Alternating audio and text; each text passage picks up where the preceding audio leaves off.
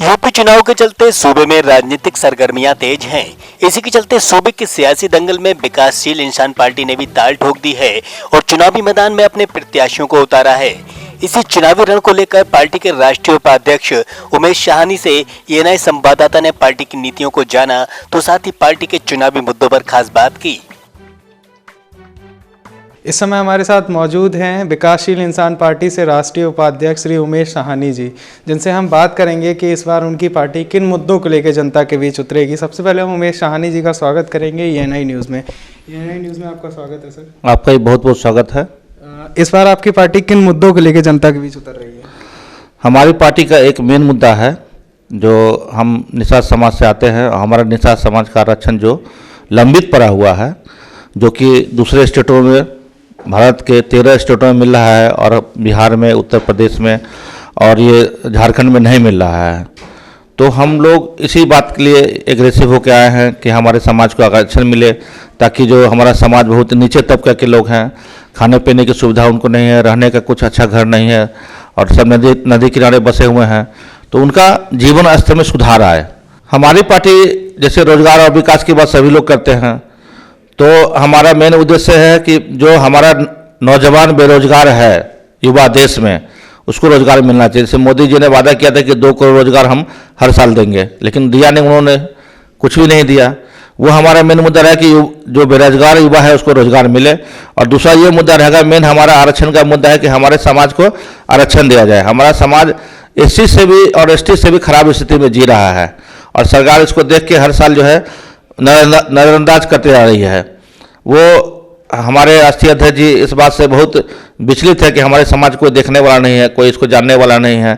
सिर्फ हमको लोग वोट बैंक समझ के अपना यूज कर लेते हैं और छोड़ देते हैं। अच्छा, आरक्षण की बात जहां आपने एक तरफ की है, तो आरक्षण को लेके अगर आपकी पार्टी इस बार सत्ता में आती है, गठबंधन की सही अगर आती है, तो क्या इस बार आपकी पार्टी रिजर्वेशन को ला पाएगी पूर्णतः? निश्चित हम लोग इस आवाज़ को बहुत जोर शोर से बुलंद करेंगे और हमारी पार्टी अगर गठबंधन के तहत भी सत्ता में अगर आती है, तो हम केंद्र सरकार से इस बात का जोरदार विरोध करके, जोरदार ये अपील करके लेंगे कि हमारे जो समाज है उसको आरक्षण दिया जाए, ताकि उनका जीवन स्तर सुधारा जाए। एक चीज़ और जानना चाहूँगा, अगर आपकी पार्टी सत्ता में आती है तो इस बार किस पार्टी के साथ आप जाएंगे? ये तो बहुत कठिन सवाल है। हमारी पार्टी सत्ता में आती है, अगर मान लीजिए हमारी पार्टी तो अभी छोटी पार्टी है, बहुत कम सीट पर लड़ रहे हैं, 100 के लगभग सीट पर लड़ रहे हैं और वो अल्पमत में ही रहेगी। हाँ, अगर हो सकता है, अगर समीकरण सरकार बनने का हो तो हम किसी भी पार्टी के साथ जाकर सरकार बना सकते हैं। एक ही शर्त पर सरकार बनाएंगे कि भाई ये हमारा जो मेन मुद्दा है आरक्षण का मुद्दा, उसको सबसे पहले आगे रखा जाएगा। नहीं तो फिर हम लोग सरकार नहीं बनने देंगे और दोबारा चुनाव होगा। ये तो समीकरण क्या होता है उस समय पता चलेगा, अभी कुछ नहीं कर सकते हैं किसके साथ जाएंगे नहीं जाएंगे। अच्छा, महंगाई बहुत बड़ा मुद्दा है यूपी का, तो इसको लेके आप क्या कहना चाहेंगे जनता? पूरे देश का मुद्दा है, सिर्फ यूपी का नहीं है, पूरे देश का मुद्दा है, महंगाई है। और जनता बोलना छोड़ दी है, मीडिया बोलना छोड़ दिया है, मीडिया इस बात को दिखाती ही नहीं है। पता नहीं क्यों ऐसा हो रहा है, सिर्फ सरकार के कामों को और दिखा रहे हैं, उनको हाईलाइट कर रहे हैं बस, और कुछ नहीं। जो जीवन का, नैतिक जीवन का जो चीज़ है, आधार का चीज़ है, महंगाई है, शिक्षा है, स्वास्थ्य है, उसके ऊपर फोकस ही नहीं करते हैं। आज मीडिया अगर फोकस करना शुरू कर दे तो दिनों दिन सुधार होता चला जाएगा इस सब चीज़ों में। मेरी सरकार बहुमत में आती है तो सबसे पहले मेरा काम होगा कि ज़्यादा से ज़्यादा रोजगार का सृजन करना। हमारे नौजवान जो रोजगार के लिए भटक रहे हैं उसको सृजन किया जाए, लोग ताकि सुनिश्चित हो जाए उनको रोजगार मिले और उनका जीवन यापन चल सके, उनकी स्थिति में सुधार आ जाए। हमारा मेन यही मुद्दा रहेगा।